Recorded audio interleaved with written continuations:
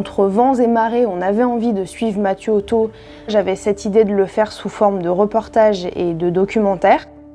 Je me suis mis à la place aussi d'un lecteur qui ne connaîtrait pas du tout ce monde-là et je me suis dit c'est important et c'est intéressant de montrer comment ça se prépare. Le concept qu'on a proposé, c'était un documentaire fiction qui mettait en parallèle la gastronomie et la musique.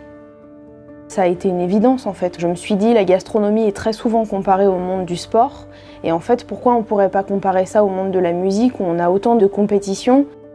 On voulait faire ressortir dans ce film la sensibilité en fait qu'il y avait dans la préparation de la cuisine et ce moment de création que pouvaient avoir les chefs au même titre qu'un compositeur peut avoir quand lui il crée. Mis de côté toute la partie fiction, puisque finalement mon rôle c'était aussi d'être concentré sur la partie docu.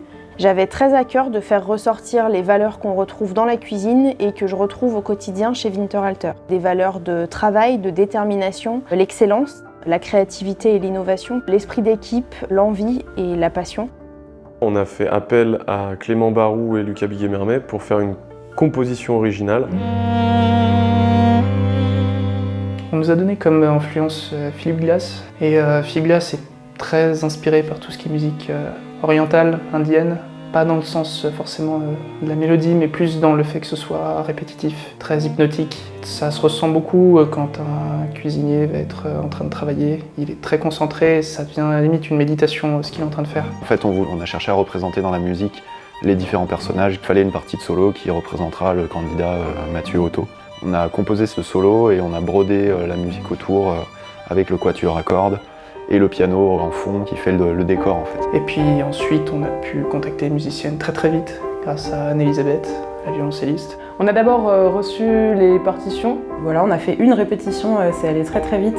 Puis est venue la session d'enregistrement, on a enregistré chacune séparément notre piste.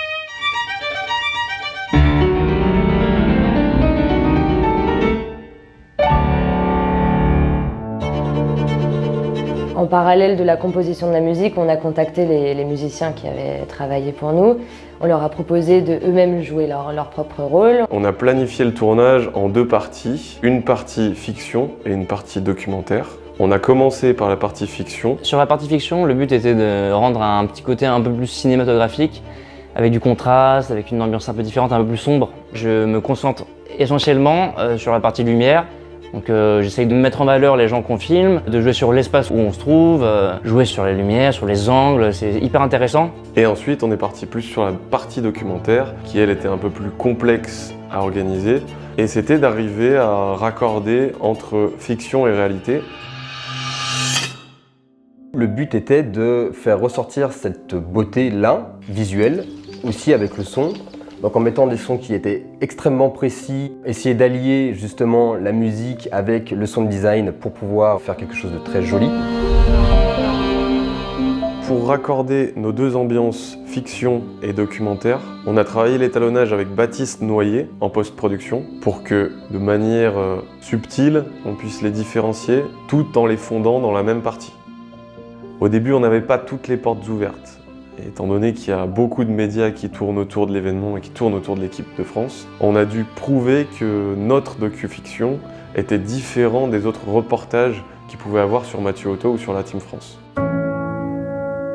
Le rapport entre la musique et la gastronomie, on peut avoir des émotions avec une assiette, on peut avoir des émotions avec ce qu'on voit dans une assiette, au-delà du fait de le goûter. La différence avec la musique, c'est juste une question de sens, c'est que ça ne fait pas appel au même sens. Mais la musique, ça peut procurer intérieurement quelque chose qui est très proche de ce qu'un plat peut nous apporter. C'est juste une question d'émotion.